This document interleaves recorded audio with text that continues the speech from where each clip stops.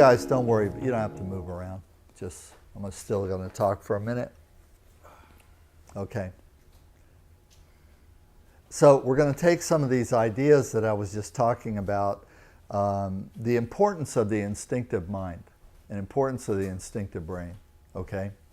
And I'm going to try and find a way to relate that to what we're actually doing in physical, okay? So the RSS, medulla oblongata, spinal cord complex, including sacrum, coccyx, and so on, I want you to think of it as a transceiver, okay? A transceiver. That in order to do its job, which is to constantly evaluate everything around you in real time, all the time, and then to guide you through a path of least resistance in your life that more often than not moves you towards something that's beneficial and moves you away from something that's less beneficial or even harmful, if you can follow the broadcast, if you will. And it broadcasts both internal and external, and it receives information, internal and external, okay? And the reason why the spinal cord is so close to the surface of the body is because it's an antenna. And so you don't bury the antenna. I mean, I guess you could. We bury the sanguine over the horizon subharmonic radar, which runs from Atlanta, Georgia to Maine underground, and we use it to track Soviet ballistic missile launches in real time, and it's underground, so you'll never see it. You thought they were putting the cable down for the cable company, and you didn't realize they're putting a segment of the sanguine, a military installation antenna, okay, underground. But in order for it to broadcast and receive the frequencies of radiation that it does to operate, it has to be very, very powerful. In fact, it's powered by nuclear power plants, okay? It has to be very, very powerful to overcome the fact that it's buried. And it's buried not because that helps it work better, it's buried because it upsets people to see it and to know that that's there. And so we just bury it, and then it's not a problem, okay? So the spinal cord is not buried. It's not deep in the body. It's superficial. You can bump into it. And in fact, if you're not paying attention, you will bump into it. And other people will bump into it. And it can actually be damaged quite easily because it's so superficial. And yet, it's utterly integral to life. We can't live without it. Not for a second. If any part of it is damaged or out of alignment or not in tune, we lose function immediately. And even if there's slight disruption to its structure, I mean physical structure and function, much less its complex internal structure and function, we begin to lose the ability to do various things. We have issues which might be very subtle, numbness and tingling in a body part, to neuralgias and paresthesias, to palegias, quadriplegia, paraplegia, and loss of function in organs, and loss of function in the brain, and so on. There's a cascading effect of any disruption to the integrity of that system, okay? So one of the things that Thai science has focused on is that system, what we call the spinal cord system, including the instinctive brain and RSS. And you could actually define traditional Thai medicine physical application, which is called Marma Sakitsa. Marma Sakitsa, okay? That's the Ayurvedic tool of bringing digital pressure or physical pressure, not just digits, but physical pressure to marma, lines and points on the body. All right, marma is three things. Marma is a point on the body, like they're mapped out as the loam on Line Lady, the big circles, which are in the nexus of all bones. So the first marma are energy points in Thai called Pepatulom, okay, which means openings for the wind to flow through. Pepatulom. Sometimes we shorten it and we just say wind gate, okay? But that's actually not what you're saying when you say it in Thai, right? Bit, bat, open, close, Pepatulom, open the door of wind, or where the wind goes through the door, or window. Okay, so it's like, that's the mental picture, is an open window or an open door, and the breeze is coming through the door. And also, why the door is very important as a symbol for Lom, L-O-N, Thai, Lom, L-O-M, okay? And traditional yoga, Sanskrit, and in Ayurveda, the word for Lom is marma, okay? So why are marma important? Why a door is important is, imagine this building without the door, or that door. Well, it becomes a problem, because if that door is not there and that door is not there, or if that door is locked or broken and that door is locked or broken, not only we cannot get into the room, we can't cross the threshold from the outside to the inside if that door is not acting properly as a door. So Lom, or doors, or marma, or doors, or how you get from here to there, how you get from outside to inside, and how you get from inside to outside. And if those doorways are not acting properly, doing their job of doorness, you know, identifying as a door, maybe they're identifying as a wall, then the function of the entire building is compromised. It's not just that you can't get in or out. The function of having this space to do things is lost entirely, just because the door's stuck. Just because. What if you lose the key to the door? Right? Door still works. Part of its function is to lock and unlock. All doors do that, pretty much. What happens if you lose the key? Or if it's a combination door and you lose a combination, right? So this is the mental picture of that Ayurveda gives us as far as the body. And we have more than one door. So like this room has doors and windows. Doors serve one function, windows serve a similar but lesser function, different. Similar but different function, right? I don't want to go in and out through the window. If I'm going in and out through a window like I was when I was 12 years old at my mom's house, there's a problem. It's a problem. And if I get caught going in and out of the window on my bedroom, which I did frequently until it had 2x4s nailed over it, it was a sign of imbalance, because I was running amok in the neighborhood at 12 years old, which you're not supposed to do. Okay? And I got caught. And then I got caught again. And so then they had to remodel the house so that when it was nighttime, I could not escape for a period of time, right?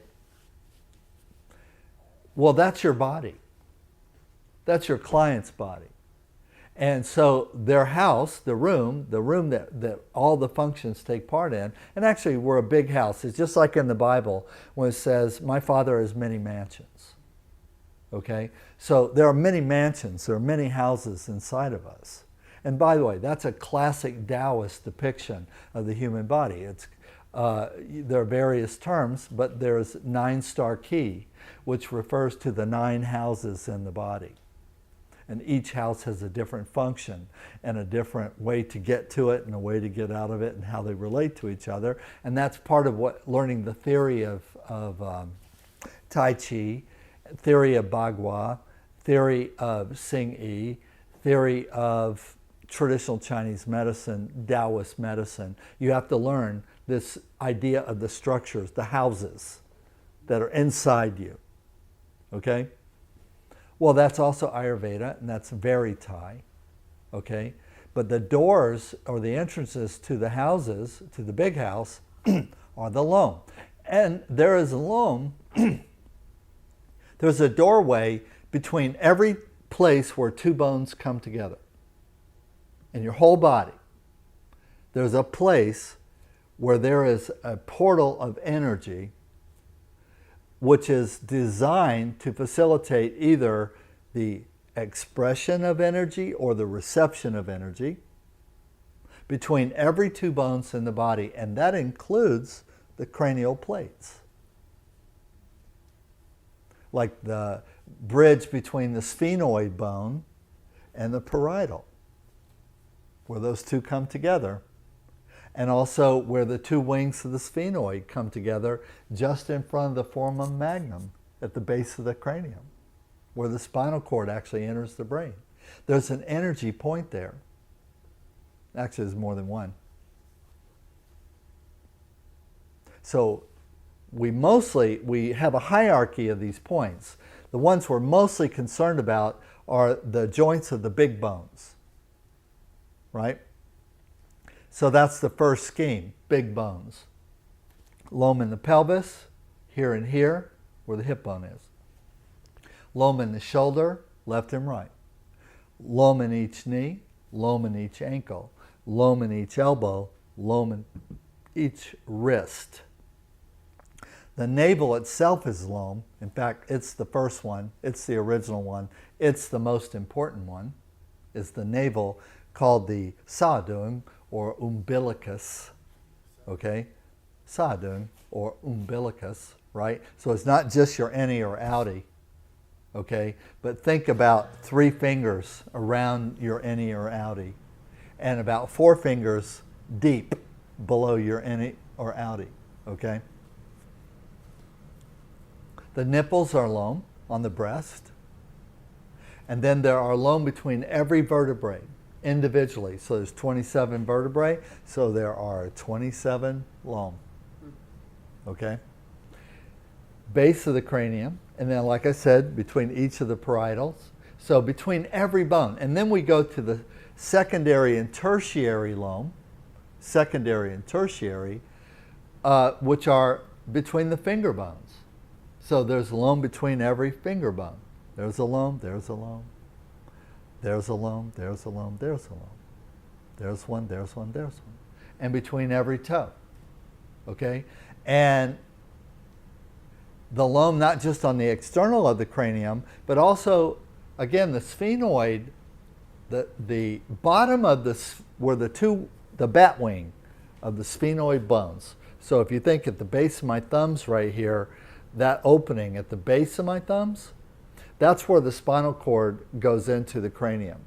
And these are the 2 wings of the sphenoid, and the external part that you can touch is your ears. So why do people mess with ears? And why is there such a thing as auricular acupuncture? And how do you get from there to here, from here to there? How do you get from brainstem 1 on the earlobe, okay, to systemic change in the whole body, which will reduce your addiction to drugs and chemicals? How do you do that? How does it get from here to that? And that's because the ears themselves, what are they attached to? What do they hang off of? They hang off the sphenoid bone. And so externally, the most dramatic way to flex or create pressure in the sphenoid, okay, is to pull the ears and or compress the back bottom sides of the cranium. And that can flex the sphenoid one side or the other, okay? But what's right here where my thumbs are together, that is the cup that holds the pineal gland. So this pineal gland that is so important because it regulates all hormones and endocrine function in the body, which also means it regulates the immune system, which also means it regulates fight or flight, sympathetic, parasympathetic, nervous reflex, et cetera, is sitting in a cup at the base of the sphenoid. It's kind of cool, right? So you can get to it through the ears. And not just physical pressure of pulling on the ears or poking needles into the ears, but guess what music does? The ears collect sound and they pass that vibration onto the thinnest part of the sphenoid, bone, and then that sound through bone conduction travels to the pineal gland. So it's that's why sound is so acute in survival. Your ability to perceive sound and differentiate good sound from bad sound, good tone from bad tone, and how it can cause immediate shifts in your being, fight or flight. Like where you're 2 steps down the road running as fast as you can before it even occurs to you to look behind you to see why you took off running. You heard something that wasn't right and you bolt. And if you do that, if you have that function, guess what? You will live longer than people who don't have that function. Because they'll turn around and look and ask questions. Hey, what's going on? What is that sound? And so while they're doing that, you're running over here. Whatever that thing is lands on top of them and kills them, or falls on them and kills them, while the people who actually duck, run, and cover survive. We're built to do that.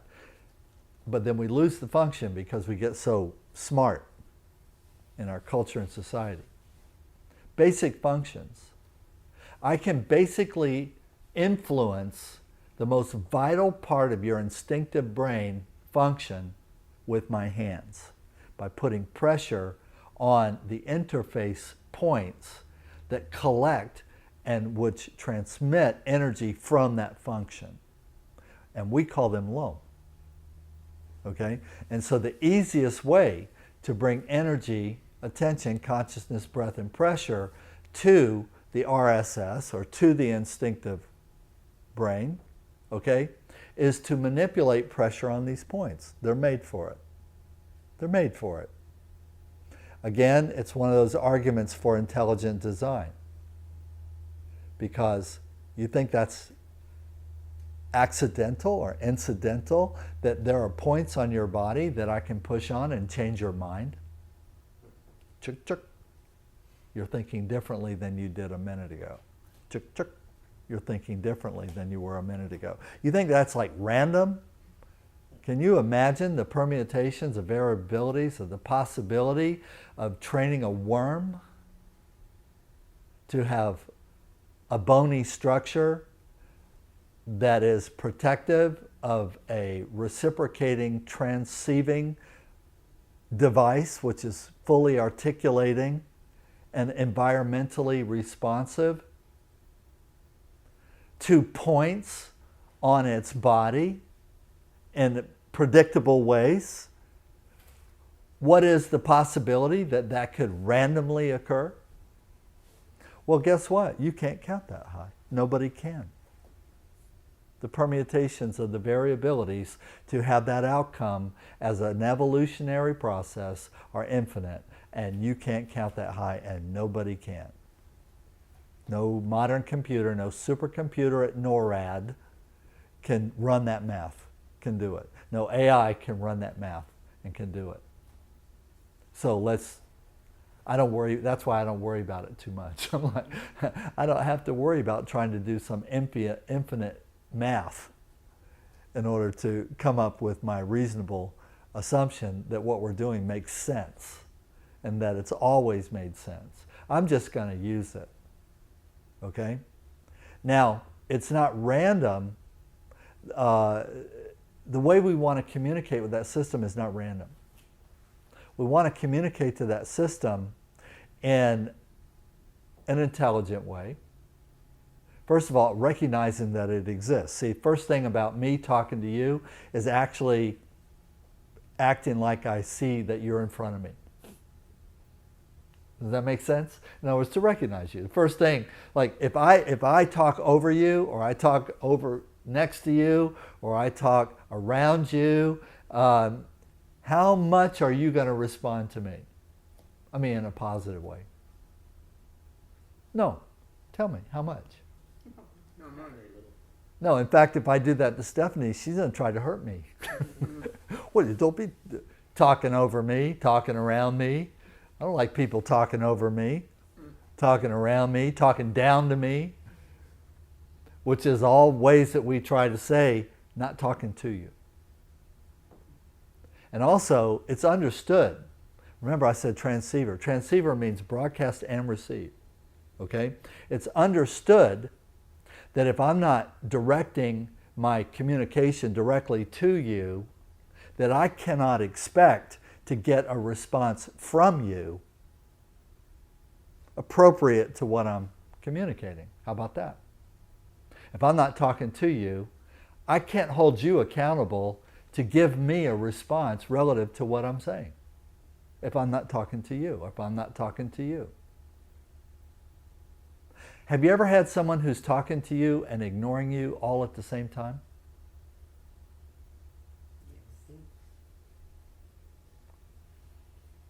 If you think about it for a minute, you know what I'm talking about. They're probably talking to themselves. They're just talking to themselves and you're in front of them. And part of how we know this is because, see, as I'm talking to you, I'm watching you.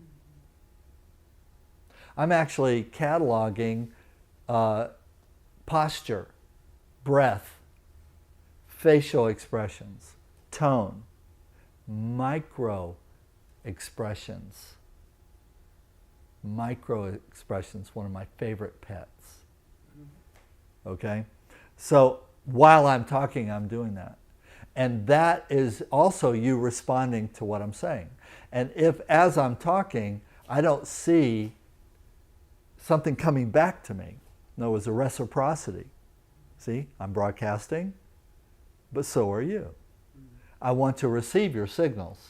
And if I'm not receiving either the signals or I'm just getting static, dead air. But you know there's no such thing as dead air. Dead air just means a signal you don't want. That's what dead air is. There's no such thing as dead air. There's no such thing as space. There's no such thing as a vacuum. There's no such thing. Those are all constructs, imaginary constructs. So if I'm not getting something back from you, then I either stop or I change my tactic, or I go on to something else, or I try to find another way to relate or to engage you until what? Until I get something coming back to me. And it's nonverbal at first, but it's okay if it's verbal. That's why sometimes I ask questions. Do you agree? Do you not agree? And a blank, glassy-eyed expression is not an affirmation. You see, she nodded her head. That's an affirmation. But when I say, do you understand? And you go, deer in the headlights. That is not a response. That is actually you trying to shut down your transceiver, your radio station. You're trying to shut it down, right? Which is not going to work, but it's okay. It's cute that you try. Okay? So we have this methodology so far, which we're calling level 1. Okay? Level 1. The function of level 1 is to give you the basics of everything else that we're going to do in this system. All the basic mechanics of 5,000 hours of training are displayed a little bit in the first class. So fundamental concepts, one is that we try to engage our whole person to engage the whole person. You know, some people say mind, body, and spirit. Spirit, mind, and body. I don't care how you order them. But we try to use all of our, that's why we do puja. Right? Puja is 5 things. And it involves being with you. It involves listening to you. It involves asking permissions to have more intimate access. It involves being humble, because acknowledgments are only acts of humility. Before we do anything else, and in fact, if we don't do anything else, that in and of itself is considered a perfect process for healing. So already you're ahead of the game, right? The first thing that you learn is the last thing you need to know. So now we do, I'm from the South. I grew up just a few blocks away from the Nabisco factory in Atlanta, Georgia. So when I would walk to high school, I walked to high school. When I would walk to high school, first elementary school, I walked to my elementary school, and then when I graduated elementary school, I went a few more blocks to my high school. But every day I had to pass the Nabisco factory where they made Oreos and Keeblers. But the only thing you could smell was the Oreos, the chocolate. It was just this overwhelming smell of vanilla and chocolate. And it was not one single day did I walk past the Nabisco factory, unless I was late, I guess, that I didn't stop at some moment and just go, because the smell of vanilla and chocolate is aromatherapy and is just a wonderful thing. Now, I know some other people would say, no, it's toxic, that's poison. It was synthetic chocolate and synthetic vanilla, and you were smelling a chemical. And I'm like, yeah, it still gave me a warm fuzzy. Okay? But that pause is an acknowledgement. So the way we work, these things are built into it. Why? Because over time, it's been learned by practitioners and people who receive treatment, who are also mostly practitioners, that if you do certain things, you can get access to certain functions that you cannot get access to any other way. I sometimes quote Michael Montagnier, who was considered one of the authors of the French Revolution. Okay, Michael Montagnier. He was coffee buddies and best friends with a guy named Voltaire. Okay? But Michael Montagnier did his own writings, and he was a prolific philosopher, writer, He coined the phrase, he first coined the phrase, liberty, equality. He's the one who coined the phrase, okay? And he said, he who would strive to get the better of the end of a thing should strive to have the best of the beginning. He who would strive to have the best of the end of a thing should strive to have the best of the beginning. And basically, one of the things that in my mind that's very important about Michael Montagnier, Dr. Montagnier, okay, was that he quit the French Revolution. He quit it, although he was considered one of the authors of it. And the reason why, as soon as the mass murders and guillotine started, he quit. I quit. We can't get to a good place through murder and mayhem. If murder and mayhem is our vehicle to become more democratic, to obtain liberty, I quit. Why? There will never be an end to it because there's no end to it. Once you begin that process, it never ends. Not in human history. See, if you study human history, you know when civilizations agreed to mass murder and then began to do mass murder, that there was never an end to it till that civilization was gone. And in some cases it took a while, okay? But until that civilization was gone. And so he said, we're starting badly, and so we're going to end badly, and I don't want any part of it. I'm out of here.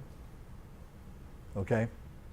So in medicine, we apply that principle. Part of the principle of traditional medicine is we start good and we end good. We have an expectation of having a well outcome, so it behooves us to have a good process of engaging. And that process, of course, starts with puja and listening.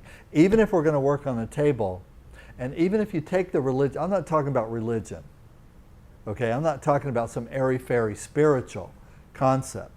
And in fact, I'm really just talking about mechanics. If I'm going to build a structure and I expect that structure to last for any certain time, then I put the bulk of my engineering into the foundation. It's all about the foundation. And if the foundation of a building is not perfect and right, it's the only thing that's guaranteed is that that building is not going to last. And it's going to be corruptible. It's going to fall down. It's going to sink into a hole. The roof is going to blow off. Because, and once that happens, by the way, you see it in Florida all the time. Once the building gets blown down, the roof gets blown off, and the building gets, what is left to see? A corrupted foundation.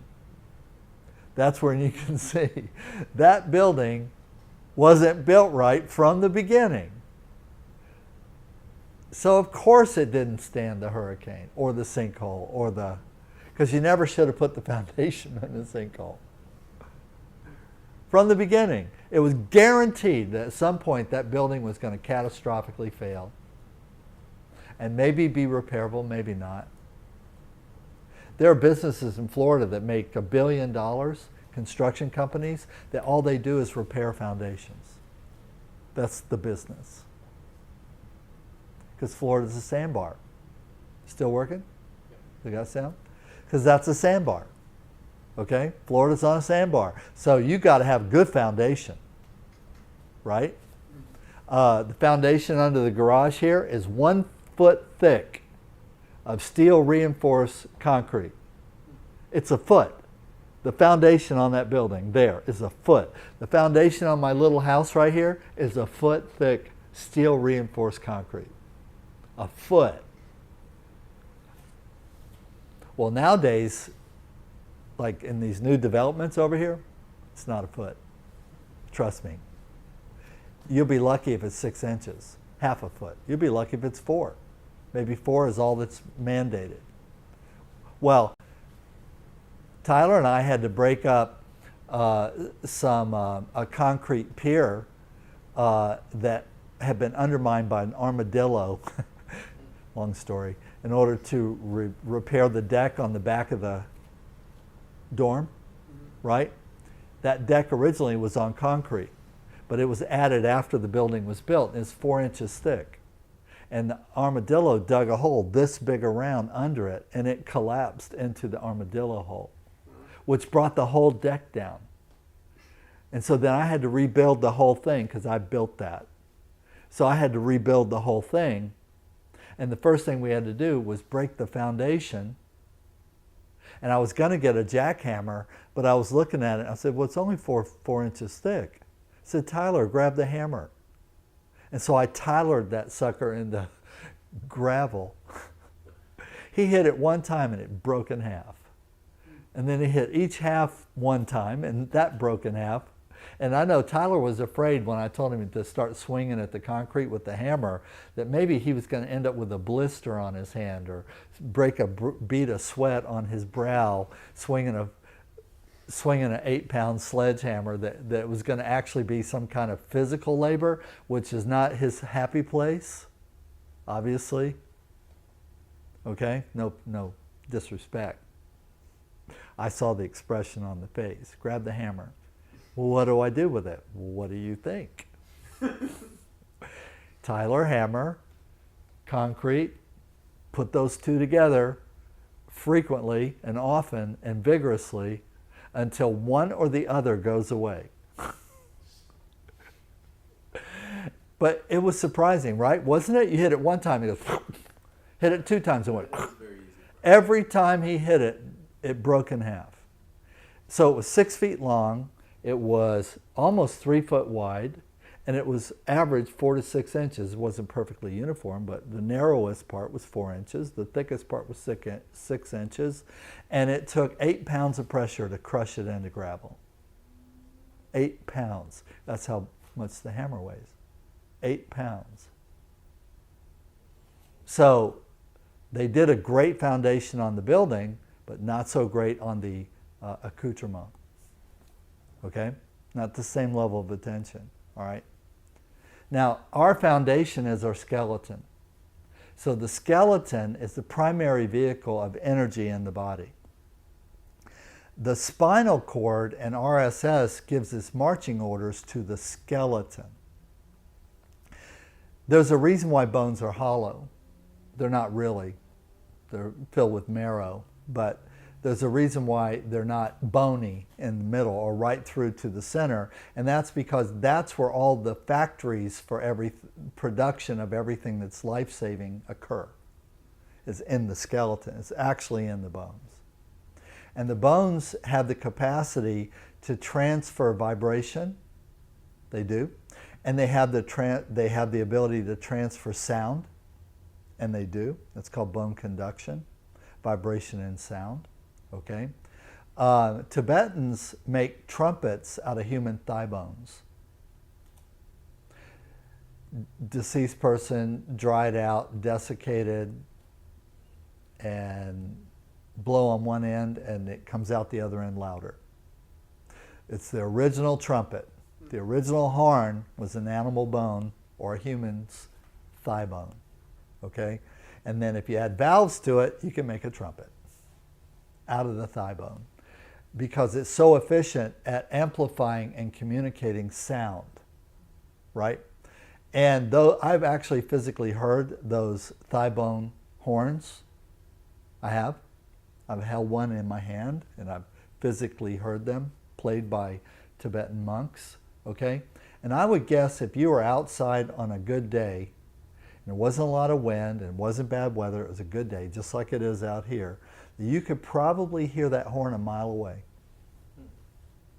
And if you were in a high place in a mountain pass where you would then have geologic amplification through amplification of echo and so on and so forth, maybe more than a mile.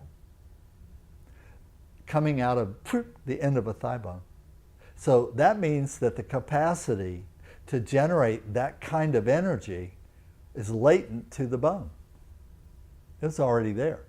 They didn't make the bone do that. Oh, bone, be loud. Please be loud. They didn't make the bone be loud. The bone was already loud. All of your bones are loud. But we don't hear it. That's that background noise when you're meditating and you hear nothing but sounds like constant sound. Part of that constant sound that you hear is actually being conveyed through the skeleton to the cochlear part of your ears. And the nice part about it is if you can hear it, you can tune it. And that's a technique of Vipassana meditation, for example. That not only do you learn to hear the sound, but then you can learn to change the sound. You can tune it. Now, we physically affect the skeleton through physical pressure.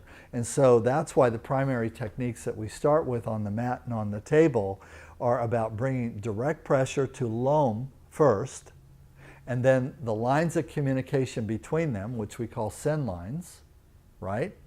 And we use two primary techniques to do so other than just pure intention, in other words, me visualizing what I'm doing, okay, is we use direct pressure by every body part, any body part, okay?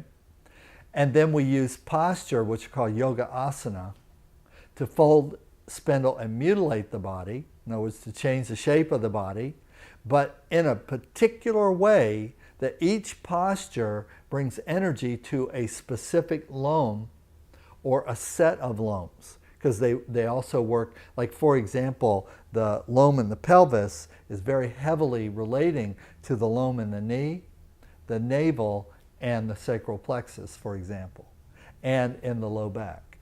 The pelvis, this loam right here, relates to what's above it, the loam that are above it, and the loam that are below it. Most closely, there's this triad with every loam. You can draw these little triangles as you go through the whole body.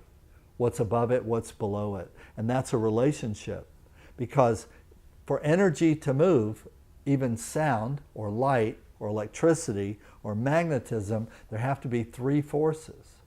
There has to be a positive, negative, and reconciling force. There has to be something that's pushing the energy, and on the other side of it, there has to be something pulling the energy. And then between the push and pull, there's something between push and pull, which is where push becomes pull and where pull becomes push.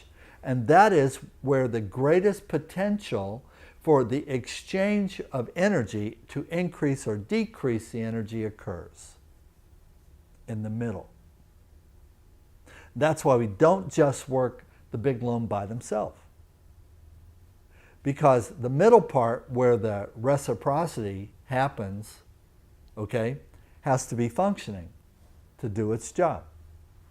And if it's broken, if it has, and by broken I mean literally broken, like the joint is broken, the bursa is broken, the synovial joint is defective or missing or damaged or lopsided or leaking, where the connective tissue that gives the joint the structure is asymmetrical or is oxygen starved or ischemic, so that it has lost its elasticity and recovery of function and so on, then the joint doesn't do what it's supposed to do, which is to pass all of the energies from above it to what's below it.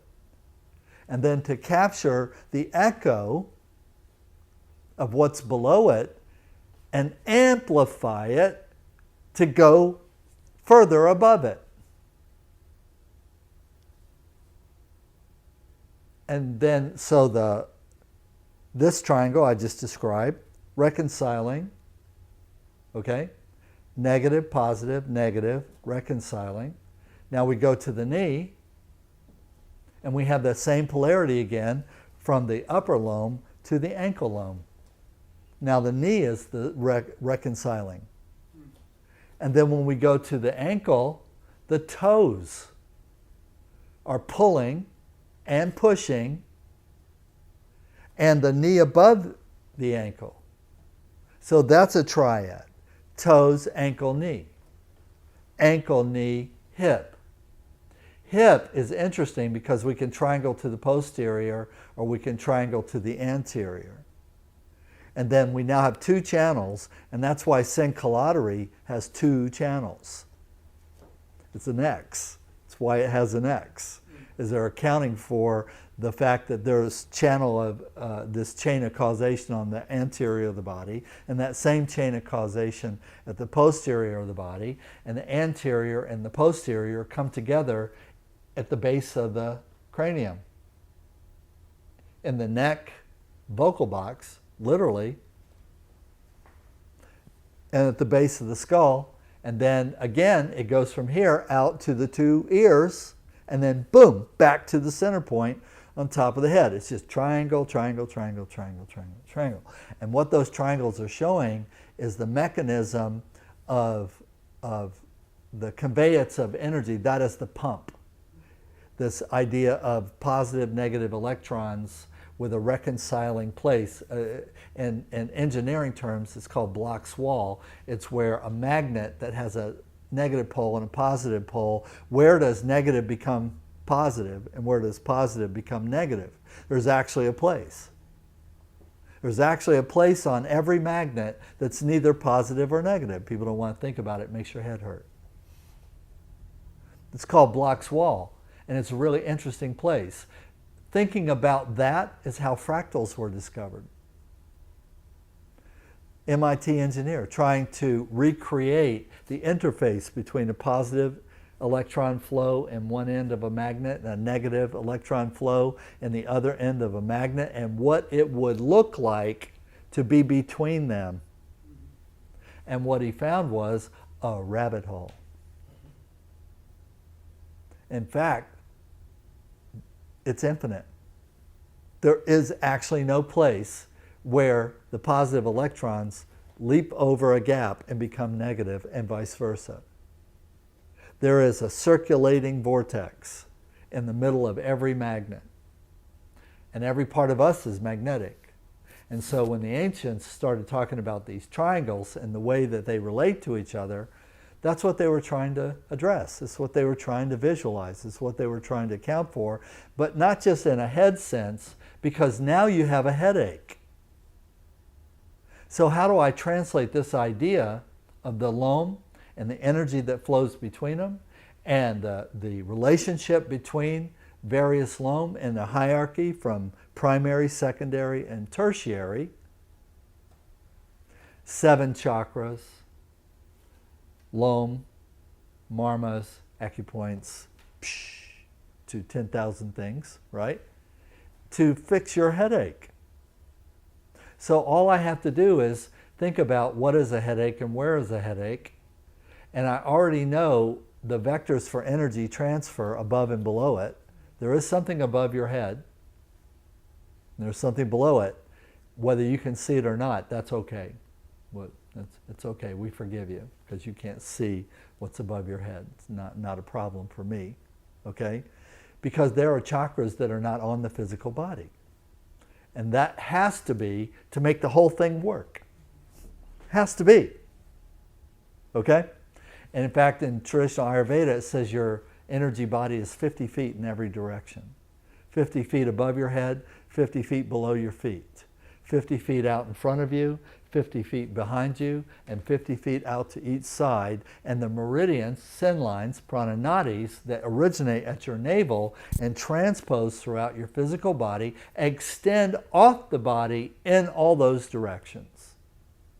And that the tangible physical body is where it becomes denser, but not where it begins or ends, because your body begins, well, your body's bigger than this classroom. It's only 36 feet, 24 by 36. Your body's 50, yours 50, you're 50, you're 50, you're... By the way, this is why we say there's no such thing as inconsequential touching. It's why you can't be with or touch another person and not affect them or be affected by them, is because if they're close enough to lay a hand on you, they were already in your business. And you were already responding to them through that instinctive brain, which is to monitor that environment, whether you saw them coming or not. And yes, that includes in elevators.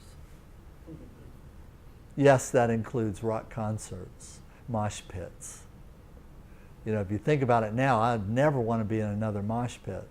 If I want to be in the energetic umbrella effect, positive or negative environment energetically of every person within 50 feet, and there's some crazy ass people in that circle, and not good people in that circle. No, no, no. No, no, no. When I finally realized that, that's actually when I officially resigned as the Florida sponsor for Earth Dance.